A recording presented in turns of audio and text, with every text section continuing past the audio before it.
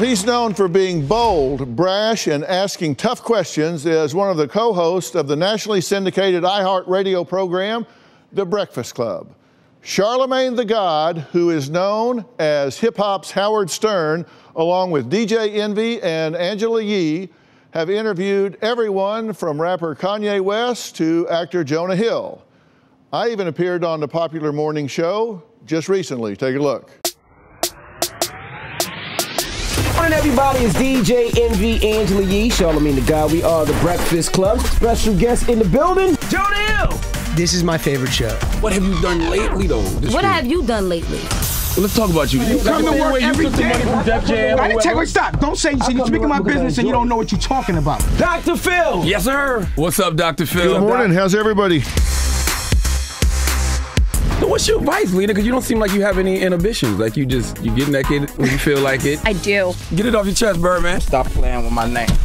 No, I can see why he's mad. You never stop talking about him kissing Wayne in the mouth, bills that he allegedly doesn't pay. When y'all saying my name, put some respect on. Stop playing with my name.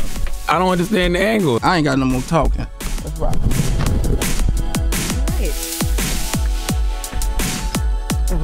Grand opening, grand closing.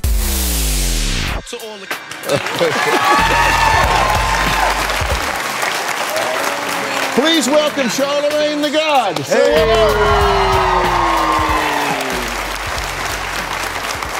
Your audience is like, what the hell did we just watch? What was that? Hey, I stayed for an hour. I mean, I was there for a whole time. I really enjoyed being there. We had a good time. Yeah, I enjoyed having you.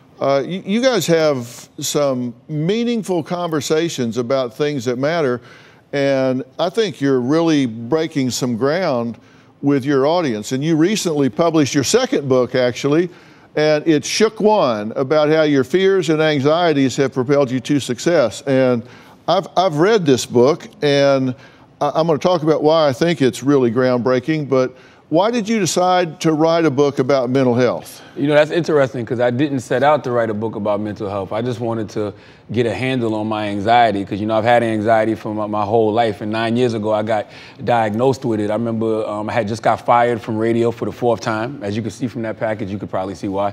But I got fired from radio for the 4th time. I was like 31, 32 years old. I had to move back to South Carolina from New York, living with my mom. My daughter was like 2. My now wife was back living with her mom and dad. And I remember just driving down the highway feeling like I was about to have a heart attack, like, you know, heart beating fast, shortness of breath, even convinced myself my arm was going numb. And I went to the doctor and he was like, you're fine. You got an athlete's heart. And he was like, do you suffer from anxiety? And I was like, no. And he was like, it sounded like you had a panic attack. He said, are you stressed about anything? I'm like, hell yeah.